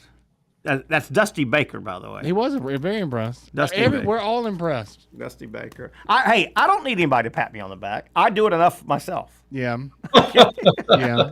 Let's take a break. We'll bring on our buddy Brent Beard as we loosen it up here on a Friday. Back to March Madness. Boy, can't wait for the 2 games. I think both of them are coin flips. Can't wait to watch some basketball. Brent Beard joining us, hour number 2 on the Young and Norvelle Show. For those dealing with pain from a sports injury, arthritis, or spine condition, Southeast Orthopedic Specialists offers innovative new non-surgical options. Our regenerative medicine treatments, including platelet-rich plasma and other regenerative treatments, use your body's own restorative cells to aid in treating injuries. These procedures are performed in our offices and typically require minimal downtime. If you want to get back to doing what you love, our regenerative treatment options may be right for you. For more information or to schedule an appointment online, visit our website.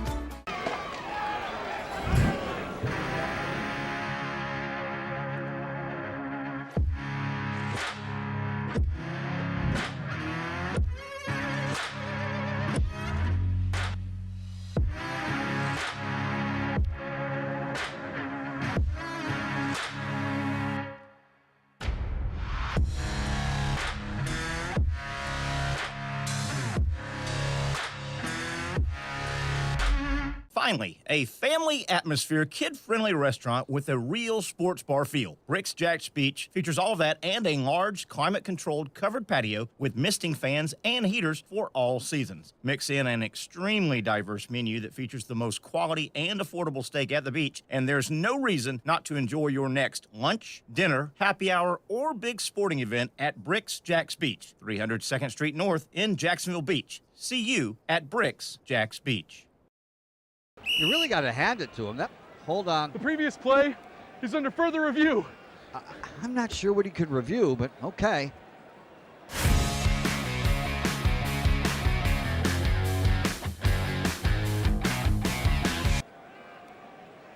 Sure has been a while. Dine in at Hurricane Grill and Wings for the football season. Well, there he is. Oh, what is that? Hey everyone, Olivia Tasley here from Action Sports Jacks to tell you all the different ways you can watch our new 24/7 network. 3 easy steps. You don't even need a pen and paper to write it down. Step number 1, download the app. Search Action News Jacks in your app store either on your phone or your smart TV. Then, once you're on the app, click on that little drop-down menu in the upper left-hand corner with the 3 little lines. That'll show you these options, and boom, right here, click Action Sports Jacks 24/7, and you will be brought to our continuous stream channel. That app can be accessed through all these different platforms, whether you have Roku, Fire TV, Smart TV, Apple TV, or Google TV. You can find our app. Now, if you don't have access to the app, don't worry, we still got you covered. We're across all social media platforms from Facebook, Instagram, X, YouTube, Twitch. We have a podcast channel. Plus, check out our short reels on our TikTok. Action Sports Jacks 24/7. It's on all the time and everywhere. It's a new logo, new branding. With Bold City Heating and Air, it's an old school approach. One of the few locally owned and operated air conditioning businesses left in Jacksonville. It's hot, Florida in the summer. You can't do much to avoid it, but you can keep cool with Bold City Heating and Air. It's every customer counts kind of service, from when these trucks have pulled up to my home over the last couple of years and when they pull into your driveway as well. From communication to pricing to the actual service, everyone at Bold City Heating and Air cares about you. You know who's coming to your house. You know they will be well trained, and they will respect your home. Air conditioning convenience at boldcityac.com. Stay cool while it gets hot. Bold City Heating and Air can help. Don't get caught sweating all summer. boldcityac.com, and they have financing to help. New systems starting at $110 a month and $50 off any repairs. Stay safe, stay comfortable with Bold City Heating and Air at boldcityac.com. Homegrown in your hometown.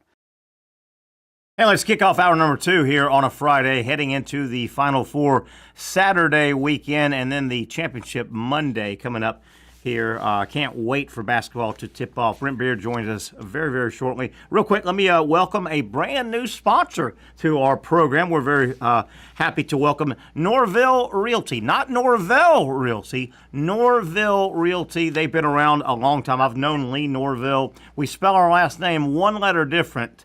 But he's the guy. He's the smart guy when it comes to buying or selling a home. They've been doing it in the Duval County, North Florida area since 1986. I'm telling you, I can vouch, and so can Patrick Young. We both vouch for Lee Norvelle. Contact Norvelle Realty. They'll take care of any of your buying or selling needs. They know the area, doing it a long, long time. Norvelle Realty, Norville, Norvelle Realty. They can be reached at 904-388-4400, 904-388-4400, or just go to the website, bang in, or go to the internet, Norvelle Realty. That'll direct you right to my buddy Lee Norvelle and all of his great staff. They will take care of you. You'll hear a lot about Norvelle Realty, our brand new sponsor on the program.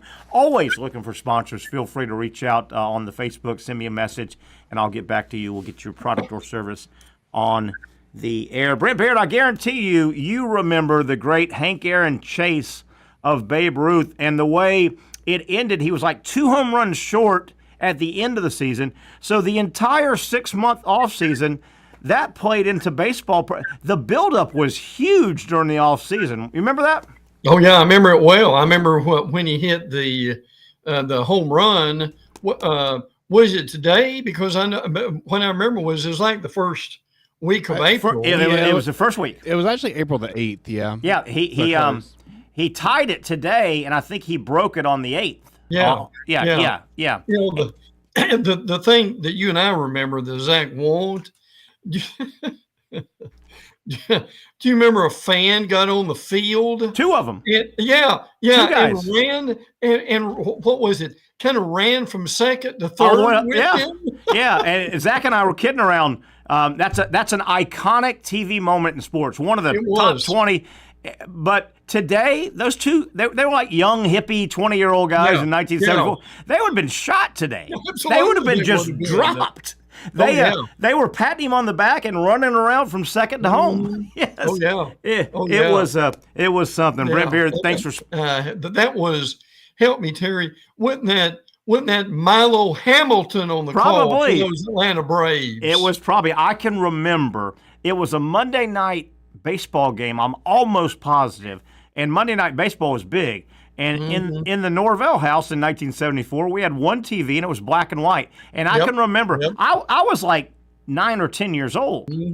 My brothers were 8 and 10 years older. My mom was into it, my sister. We were huddled around the black and white TV watching it live. It was a big deal, and that off season made it a big deal. It got built up like Who Shot JR? You know? Yeah. Oh, yeah. There's no doubt. And oh, by the way, since you said that, I think it was last week was the anniversary of Who Shot JR. Really? How many years ago? 50 probably? Yeah.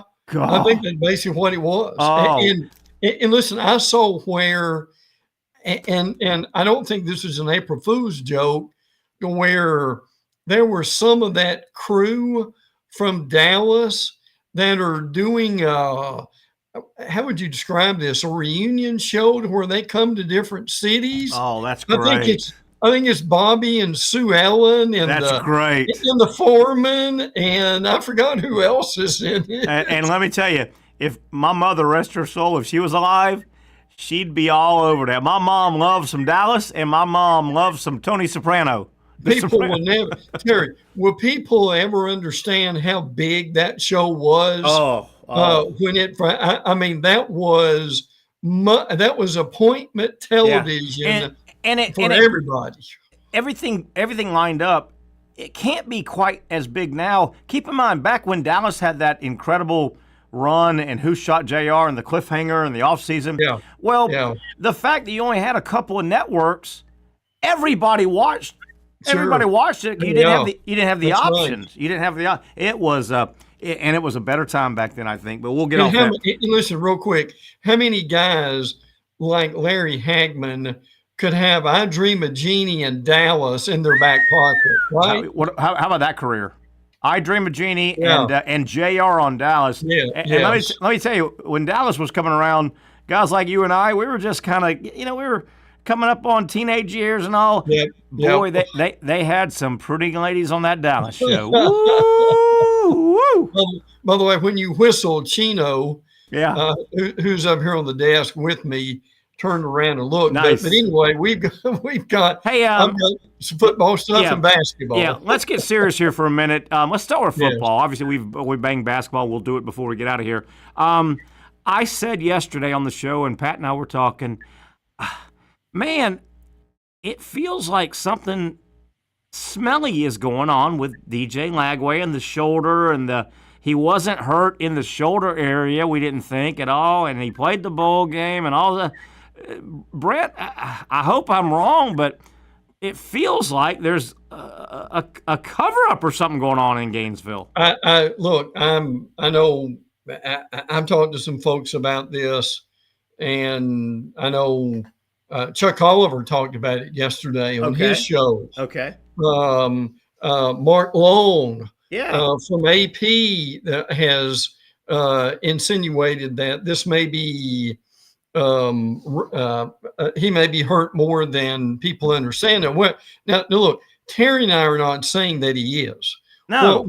What we are saying is there's not been enough information out about this for people to know.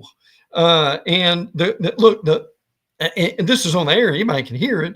But when Chuck Oliver was on yesterday, what Chuck was questioning was, and I'm sure some other people are too, was should he have had some kind of procedure in December or January? I know. And by now he would be okay. He's really doing nothing but handing off as far as we know. Yeah. In spring practice. So, but see, this is, and again, we don't know. We're not pretending that we know, but the longer this goes on, the more mysterious that it sounds to me. Terry, if they had come out after the bowl game and said, look, he's got a shoulder issue, we're either going to let him take the next several months off, or we're going to scope it and he won't do much during the spring. End of story. Yeah. Yeah. Would that helped? I think greatly. And then Napier, Napier, we all would agree, he's fighting a PR battle right now. Sure. He's got to win over his nation. Okay, and that's fair. I think me saying Billy Napier hasn't won over Gator Nation. Gator Nation is still very questioning Billy Napier. He then yesterday or the day before came out, and the word and the medical practice I'm going to use and the word I'm going to use, I'm not bashing it, but I'm saying Napier came out a day or two ago and said, yeah, he used the word holistic. Mm-hmm. And that made some of the Gator Nation, well, he's treating this, what we won't tell you it is, this secret thing he's treating. Mm-hmm. He might be going the holistic route. Well, people are going, what kind of 60s flower power hippie chanting? And I get holistic can work, but Brent, what a terrible word to throw in. He's also treating himself holistically. And you're like, It's 2025. Yeah. We have robotic surgery going on. What do you mean? This is a $1 billion industry. Holistically, Brent Beard, it didn't play well. I tell you that. Well, this is what I'm talking about is, I mean, at some point, and look, here's what happens in things like this. You either, and this goes across the board, you either are transparent. Yes. And you come out and say, okay, this is what's going on. It's no big deal, but we're making folks aware of it. He's making good progress, and he'll be ready for the fall. Or we don't say anything at all, which makes people conjecture. Yes. They guess. And this is why you see columns coming out about, well, is Florida hiding something? What really could be going on? Is the fall in jeopardy? Or they go to their and you get this, they go to their A, B, C, or D sources in the area trying to find out what's going on. And look, sometimes, and I know they don't mean to do this, and I know that there's HIPAA stuff and there's things. I'm glad you said that. I get that too with HIPAA and all, but that can be worked around. I think at that level. Sure it can. But to me, the last thing in the world you want to do right now, if you're a head coach of a major football team, is not saying anything, which causes people to start digging. And rumors come up, and if you're not careful, after a while, it becomes a mess. It could be. I want to go back to an old Terry Norvellism, and I've used this a lot in this business with people saying things or not saying things. Right. My question about this, if I'm Florida and I'm trying to keep this cloak and dagger under wraps, to not say anything, to keep it under wraps. What is to be gained? Yeah. If you came out and said, if you came out and were honest and said, DJ was in the weight room mid-January and he went a little heavy and he tweaked something. DJ was took a fall, or by saying what are you gaining by not saying what's going on? I mean, is that going to, by keeping this cloak and dagger, is that going to help you when you go to Miami? I don't know what's to be gained. And Napier has not built up enough cred to be saying the words holistic. Napier, half of Gator Nation right now thinks he's high school Billy. Mm-hmm. And this kind of plays into, when he came out and said the word holistic, I did the old, that just plays into the country bumpkin. Half of Gator Nation thinks Napier's way over his head. Right? He doesn't have Kirby Smart, Nick Saban cred to say, we'll let you know there's nothing here right now. Right. Well, I don't. Now they've got an opportunity next Saturday. Yeah. With the spring game, and frankly, I would either lead off with that with the media afterwards. Yep. Or that's story number one, by the way. I don't think there's any doubt about it. Or do you even? I don't know if you want to put a press release, a paragraph out about it before the year of the game. I mean, you could, and there wouldn't be anything wrong with that. My only thing is save yourself a lot of problems over these next few months. And just come out and deal with this and say something about it. And let me tell you how big it's going to be 2 weeks from now when the Orange and Blue game rolls around. It's going to be story number one, Lagway, the injuries. He's not playing in the Orange and Blue game. We know that, right? He's going to be in the background, maybe visualize, blah, blah, blah, blah. So it's going to be a huge Orange and Blue game, and that portal opens up. Florida has probably got to go sign some quarterback out there with a little I know they've got one with Harrison, what's his name, but they may, if Florida brings in another quarterback, that's just going to kick it up higher. Certainly. That's going to kick it. Anyway, I just think it was handled wrong. I mean, and you know, I get the HIPAA, and I get the HIPAA. The old argument, well, this is just college, we don't need to know. No, this is professional football with high money stakes. Mm-hmm. You need to let everybody needs to know, even from a gambling standpoint, who's healthy, who's not, man. There's a reason the NFL turns out a health report 3 times during the regular season week of games. Brent, you said you've got a couple more football news and notes I'd love to hear, and then we want to talk some basketball next segment as well. What do you got? Yeah, some of the stuff we may have touched on, some of it no, we didn't, would be, by the way, speaking of the Gators, one of the guys really playing well during the spring for LSU is one Jack Pyburn. Oh, my. That's good solid player. Yes, yes. Good solid player. So, I mean, he, you wish the guy well. The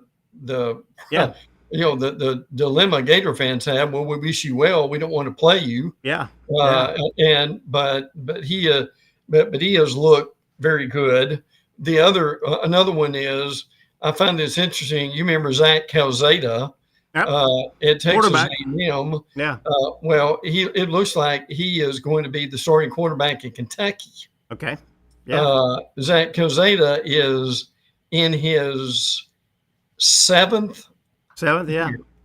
Seventh and year. His claim to fame, he quarterbacked the win over Bama, didn't he? He did. He sure did. And by the way, speaking of Bama, one of Kentucky's better wide receivers out there was Kendrick Law. I remember him. Sure. He transferred from Alabama. Okay. Yeah, I remember him. Bama was hoping for big things out of him. Oh yeah. Yeah. And he's got the size and so forth. It just never really. I think he got caught up in the numbers. If people didn't hear this the other day when we were together, I want to repeat this because I've heard this a little bit. Okay. The question is, are there any of the SEC games for the spring on television? Yeah. The answer is yes.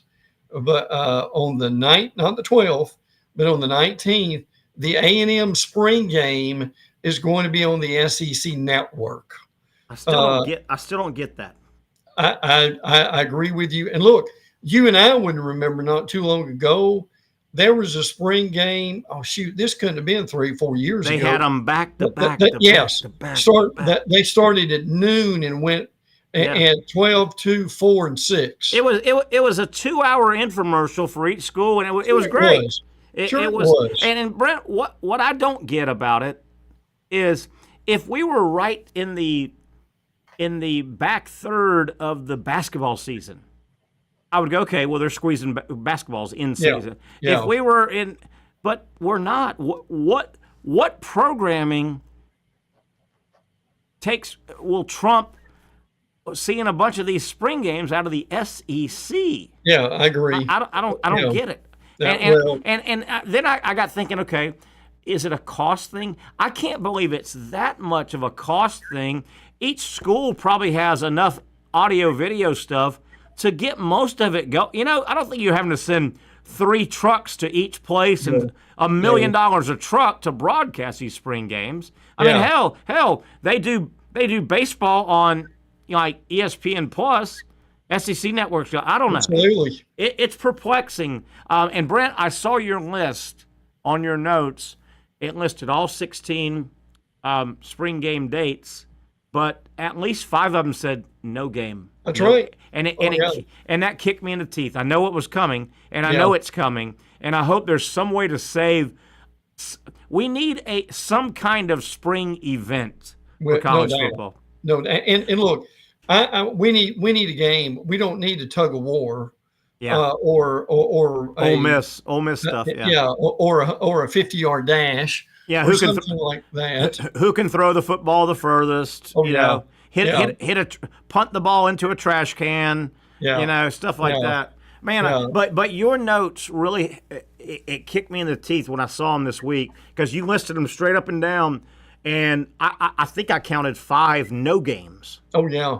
Yeah, see, Missouri has already had their game, or they had their spring. Let me say that. At this point, now Vanderbilt's having theirs.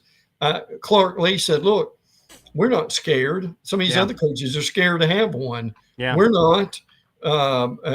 We want to give our players some publicity, but football's got to deal with this as soon as the portal closes and spring is open or closed." They need to get together and they need to decide we've got to move this thing out of April because right now it is not doing us any favors whatsoever. I want to give you one basketball note. We'll take a break and come back if you can hang out. Yeah, I've got 2 basketball notes too. Yeah, I want to give you one. We'll take a break. I want your basketball notes. Then we'll obviously get into our final segment of Final Four preview. How about this? You were just mentioning, was it Calzada in his 7th year, the football player?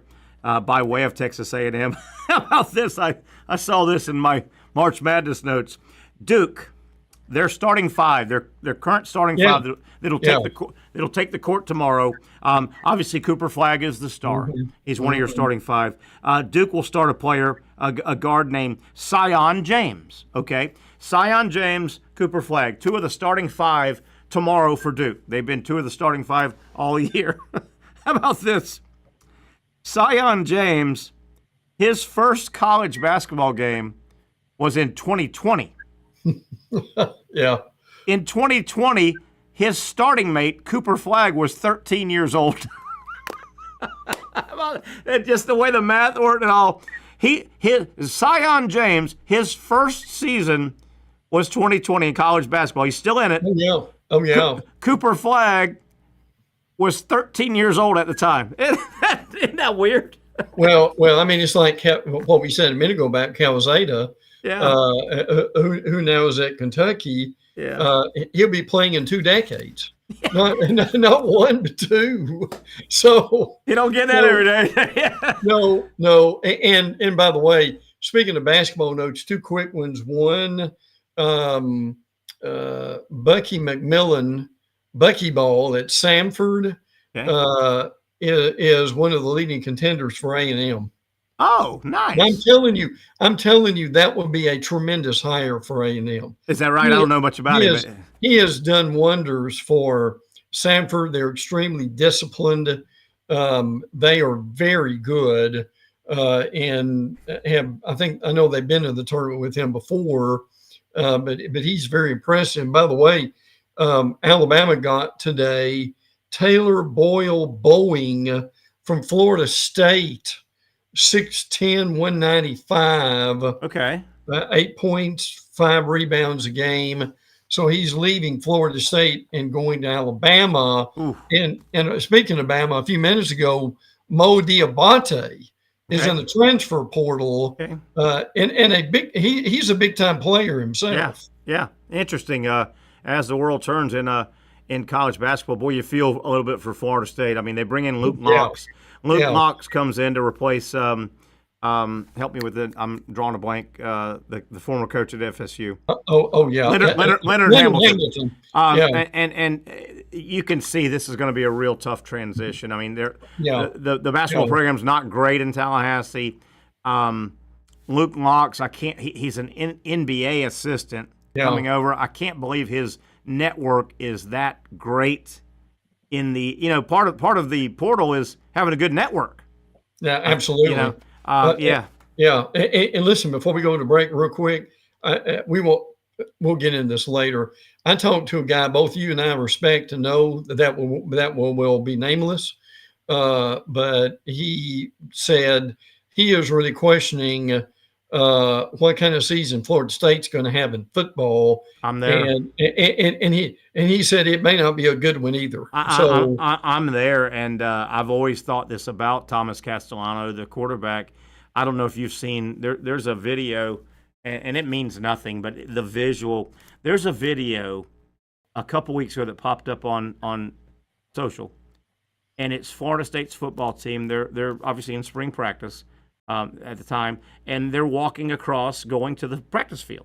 You've seen that a million times in college, right? They're heading. It's 2 o'clock, 2:30, 3 o'clock. They're heading to the practice field to practice, and you see like 4 guys in a row with green jerseys, meaning they're the quarterbacks. Yeah. And there's guy number 1, guy number 2. There's a assistant coach. It looks like guy number 3 and guy number 4. The 3 guys that are walking. This means nothing, but you go, God. Are these guys? Is this the guy that's going to beat Alabama? The first 3 green shirt quarterbacks, you could tell for FSU, they're the eyeball test. They're 6'3", 6'4". Yeah. Thomas Castellano is the 4th guy. Brent, if he's taller than 5'10", I'm a blonde-haired, blue-eyed surfer guy. He's tiny. That's the guy you're hitching your wagon to. Well, and the word on him is he's going to provide a lot to the running game. Well, maybe good luck. Staying healthy in the running game. That's small. Yeah. But look, and frankly, this is not Terry and my rant against Florida State because. Frankly, the better Florida State is, the better it helps us. Absolutely. In what we do in media. But let's just say the jury's out right now. I've got nightmare visions in my mind of Thomas Castellanos running around season opener with Alabama's angry defense in the opener with Kalen DeBoer. Wanting to put a nice stamp. Yeah. Ooh. I don't know. All right, let's switch to basketball. Hang tight, Brent. We'll take the plane down now. We got one more segment to talk Final Four, and then it's game time. Brent Beard, Terry Norvelle, and you breaking it down. Final Four the day before. We'll talk about it on the other side, right here on the Young and Norvelle Show.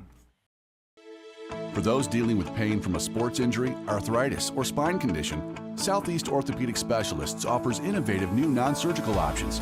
Our regenerative medicine treatments, including platelet-rich plasma and other regenerative treatments, use your body's own restorative cells to aid in treating injuries. These procedures are performed in our offices and typically require minimal downtime. If you want to get back to doing what you love, our regenerative treatment options may be right for you. For more information or to schedule an appointment online, visit our website.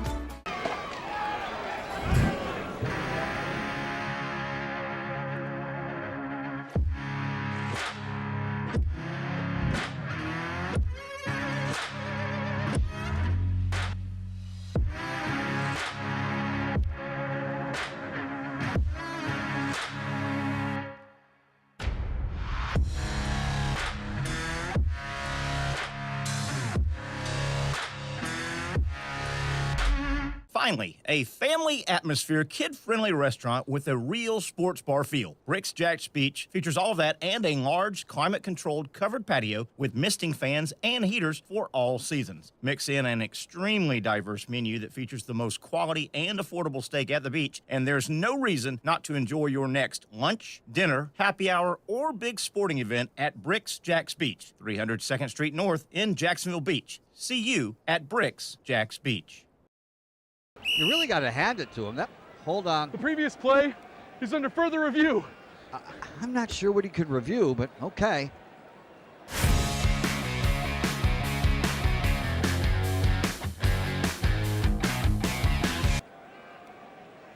Sure has been a while. Dine in at Hurricane Grill and Wings for the football season. Well, there he is. Oh, what is that? Hey everyone, Olivia Tasley here from Action Sports Jacks to tell you all the different ways you can watch our new 24/7 network. 3 easy steps. You don't even need a pen and paper to write it down. Step number 1, download the app. Search Action News Jacks in your app store either on your phone or your smart TV. Then, once you're on the app, click on that little drop-down menu in the upper left-hand corner with the 3 little lines. That'll show you these options, and boom, right here, click Action Sports Jacks 24/7, and you will be brought to our continuous stream channel. That app can be accessed through all these different platforms, whether you have Roku, Fire TV, Smart TV, Apple TV, or Google TV, you can find our app. Now, if you don't have access to the app, don't worry, we still got you covered. We're across all social media platforms from Facebook, Instagram, X, YouTube, Twitch. We have a podcast channel. Plus, check out our short reels on our TikTok. Action Sports Jacks 24/7. It's on all the time and everywhere. It's a new logo, new branding. With Bold City Heating and Air, it's an old school approach. One of the few locally owned and operated air conditioning businesses left in Jacksonville. It's hot, Florida in the summer. You can't do much to avoid it, but you can keep cool with Bold City Heating and Air. It's every customer counts kind of service, from when these trucks have pulled up to my home over the last couple of years and when they pull into your driveway as well. From communication to pricing to the actual service, everyone at Bold City Heating and Air cares about you. You know who's coming to your house. You know they will be well trained, and they will respect your home. Air conditioning convenience at boldcityac.com. Stay cool while it gets hot. Bold City Heating and Air can help. Don't get caught sweating all summer. boldcityac.com, and they have financing to help. New systems starting at $110 a month and $50 off any repairs. Stay safe, stay comfortable with Bold City Heating and Air at boldcityac.com. Homegrown in your hometown. Okay, we're going to start landing the plane here. We're going to go hard college basketball as we're on the eve of the Final Four. Terry, Norvelle, Brent Beard is with us here. Patrick was on in the first hour. We'll catch back up with Patrick on Monday. I don't know if we will be previewing a Florida National Championship game or the end of the Gators season. Brent Beard joins us. Hey, Brent, real quick before we get back to basketball, I got one more non-basketball story I want to get out. I never in a million years, and Zach, you can comment on this as well, did you ever think you would hear a battle between NFL quarterback Lamar Jackson and former NASCAR driver Dale Earnhardt Jr.? They're battling it out. Have you heard about this? No, I haven't seen this. What you know where they're battling it? They're battling out over the number 8. Oh, that makes sense. Okay. They're battling over number 8. And, you know, you can't really trademark certain things. You can't just say, I trademark 8, and if you use 8, give me money. Or the word the or stuff, right? But Lamar Jackson, he's number 8, and he has I think it's called Era 8 is kind of his company. And and it's got a certain design, or you can patent or trademark designs, right? You can't just say I own 8. But if you have a design around, well, Dale Earnhardt Jr., his race car used to be number 8, right? And race cars have certain designs, the way their numbers. So they're battling over who gets the trademark for the number 8 right now. Yeah, apparently, so what they're settling on is they're kind of using like a different style of font. Yes. And apparently, Lamar Jackson last summer did the same thing. Did the same thing with Troy Aikman. Troy Aikman did put it on bags trying to spell. He used the EIGHT 8. You know what? If I was Troy Aikman, I would call my name Troy Aikman. All right, I can get behind that. You see where I'm going with that? Like I can get behind that. Joe Theismann. I would say Troy Aikman. On this same theme, and March Madness relevant, I've always been somewhat bothered by this. So, we got the Sweet 16. We got the Final Four, right? This nice alliteration. And then you have the Elite 8. It uses the long E and the short E. Why not the Excellent 8? So it's 2 short E's. That makes it alliterate better.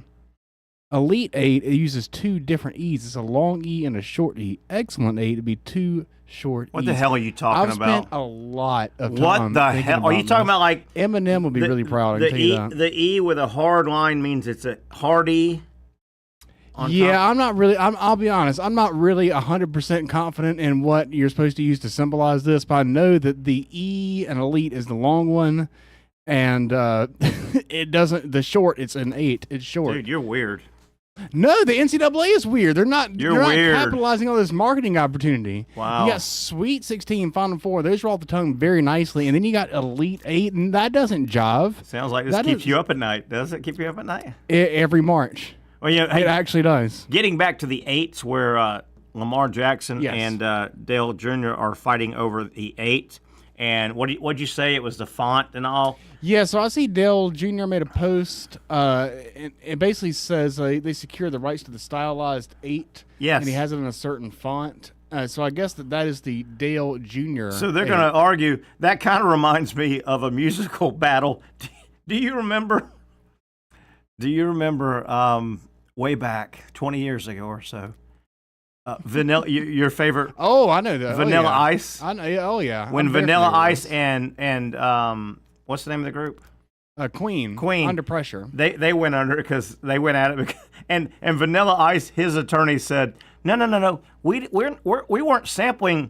Ding, ding, ding, ding, ding, ding. Yeah. He said, no, ours went ding, ding, ding, ding, ding, ding.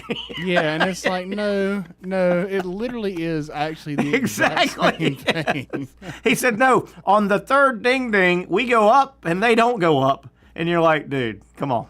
Yeah, it does not. You were a big Vanilla Ice guy, right? You kind of look like Vanilla Ice a little bit. I look nothing like you look just like him, I think. Although I do bet that Vanilla Ice would agree with my Excellent 8 being better than Elite 8. I saw Vanilla Ice in concert. What is that? How about 2 years ago? How about that? Yeah, there you go. I was working the what game was it? It was it was Friday night before Florida Georgia football. Florida Georgia baseball played an exhibition game in the grounds down there, right before Florida Georgia. So obviously a huge crowd. And after they promoted to get the big crowd there, they had like a '90s concert after the game, and Vanilla Ice was the headliner. He was good. He was in shape. He wasn't. I'm sure. They had like Tone Loc and all these people, and boy, they were, they let it go, man. Toned Loc? Tone Loc. You remember him? Wild Thing guy. I'm super familiar with Toned Loc. All right, the hell with you. Where's Brent Beard at? Brent Beard is on. All right, Brent. This thing got sideways quick. Okay. Yeah. Hey, and speaking of ice, how about well, we need some ice today with this heat, but what reminded me though, that was a shame that Val Kilmer died. Yeah, how about that? Who people forget he was Batman. Yeah.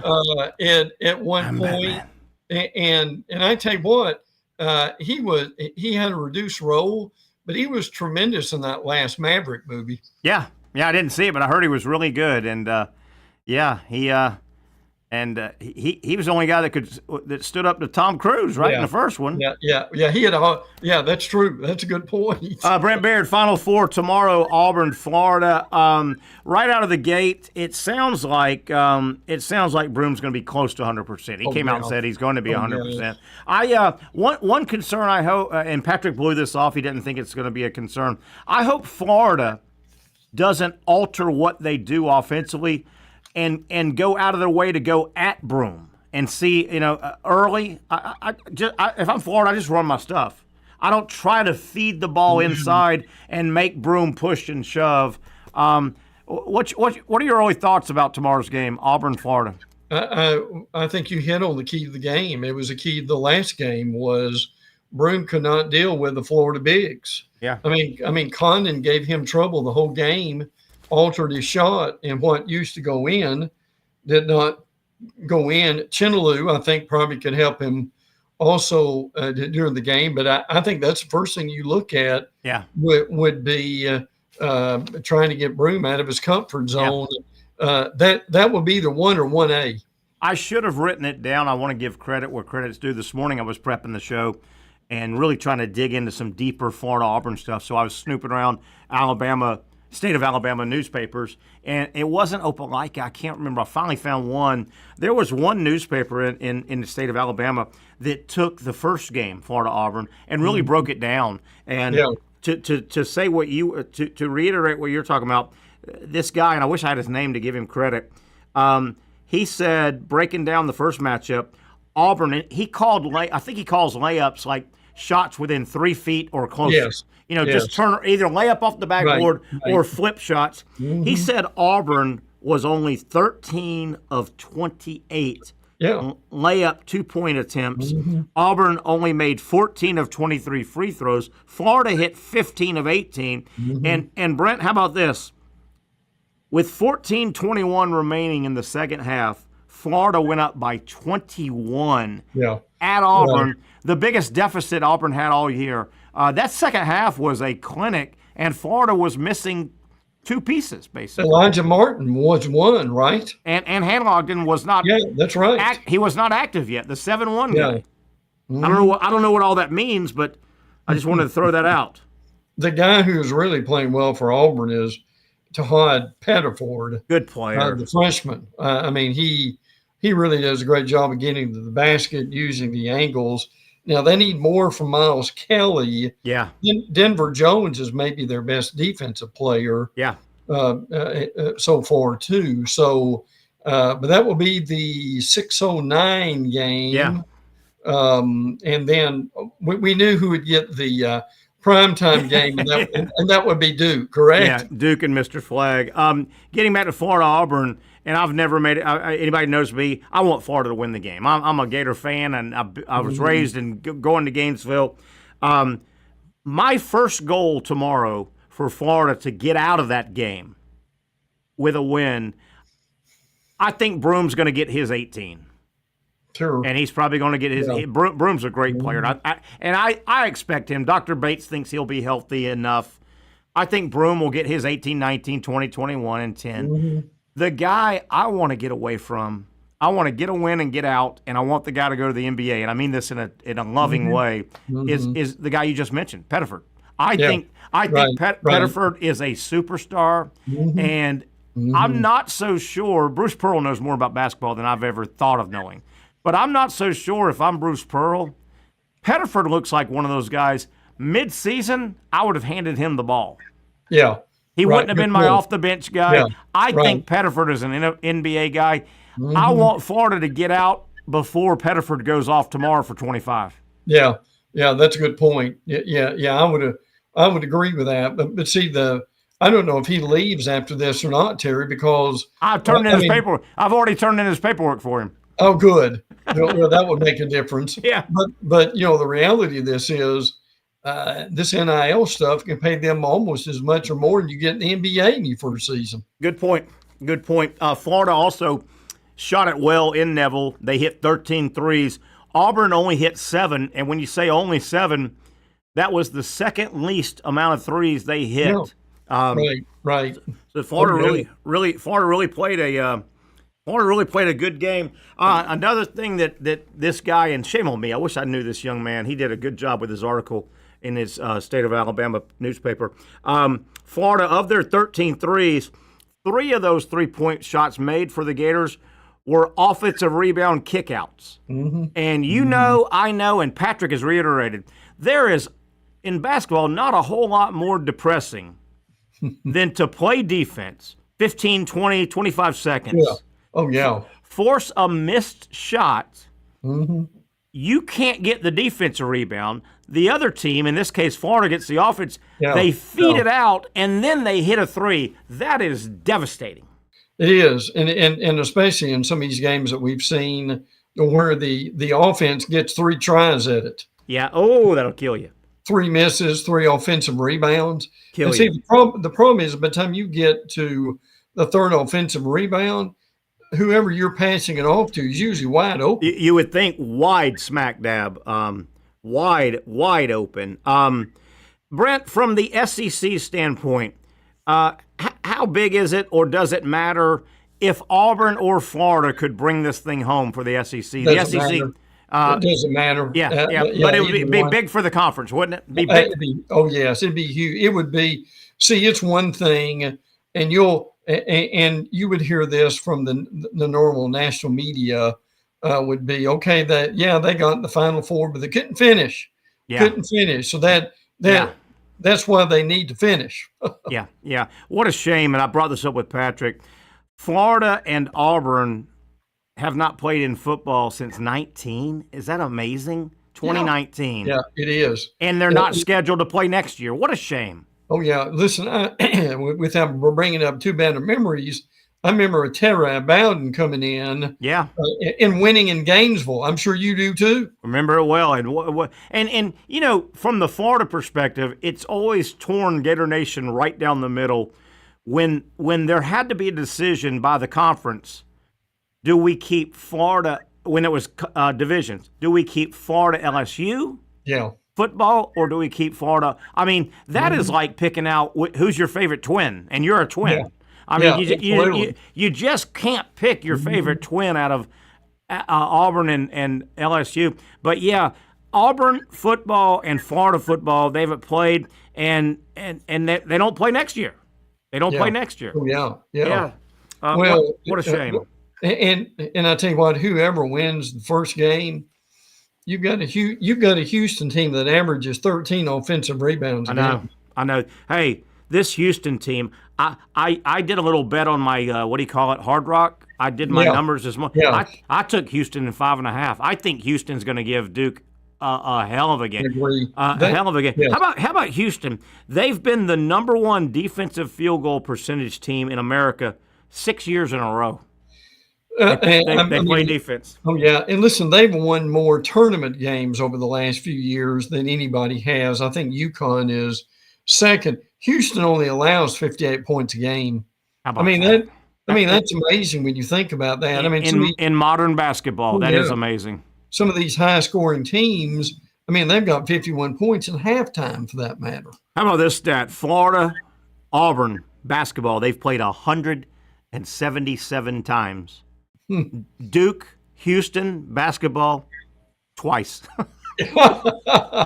Lord, how's that possible? Twice. Frankly. I thought I read this right, and I was asking Patrick, and we think this may include NIT games as well. I read this morning the SEC overall right now is 30-4 against the ACC. We know they went 14-2. Oh, yeah, absolutely. And they've played in the tournaments and all. Could you ever imagine the SEC going 30-4? No. And I guess that's men's and women's. 30-4. Yeah, that's incredible, isn't it? Listen, I'll spend about 20 seconds on this. You brought up the NIT. Terry, what do you do with the NIT? I know what I'd do with it. You had, what was it, Cal? It wasn't Cal Fullerton. Yeah, Irvine, I think. Irvine, yeah, absolutely. Boy, that's a. And listen, have you heard a jot or tittle on those other two tournaments that were going on? I know the one that JU paid to go play, they lost their first game. Yeah, that's tough. Ooh. Yeah. I know we're out of time. I still like Florida. I still like Florida to win the whole thing. I think Florida's going to have to beat Houston in order to do it. But boy, these are good coaches here, frankly. And John Shire, I think, has kind of escaped the Coach K shadow that was looming over him for quite some time. It's funny you said that, man. I think Houston's going to beat Duke.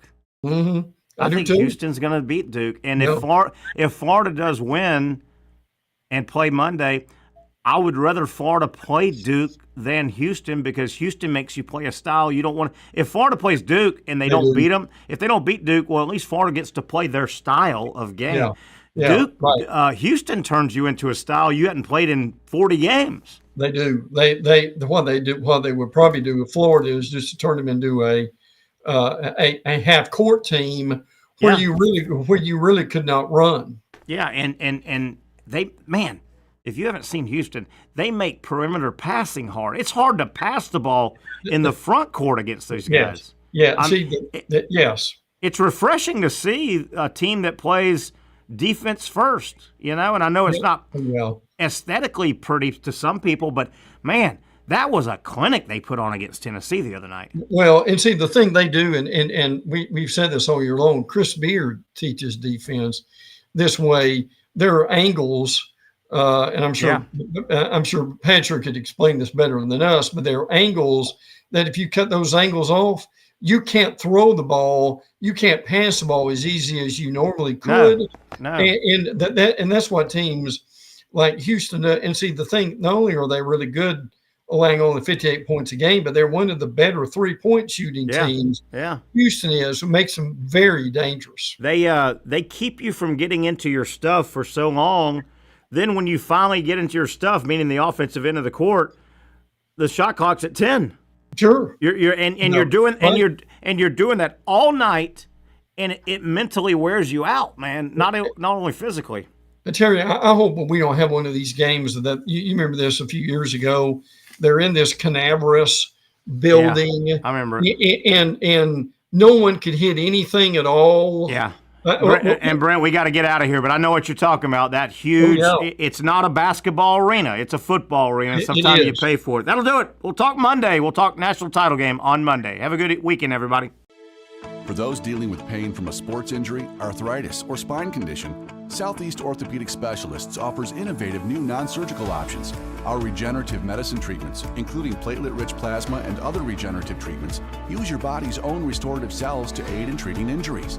These procedures are performed in our offices and typically require minimal downtime. If you want to get back to doing what you love, our regenerative treatment options may be right for you. For more information or to schedule an appointment online, visit our website.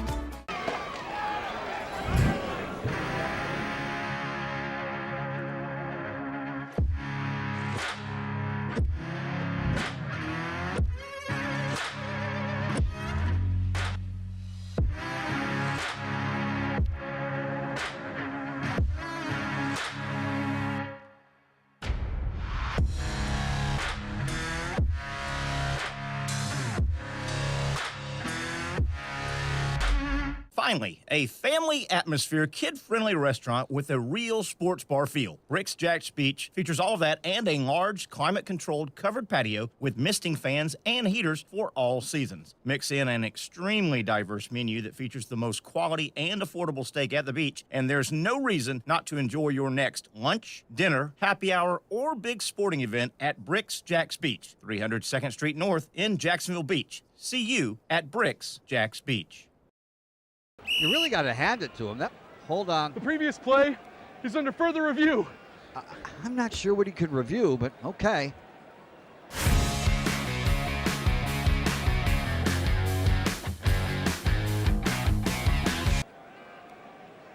Sure has been a while.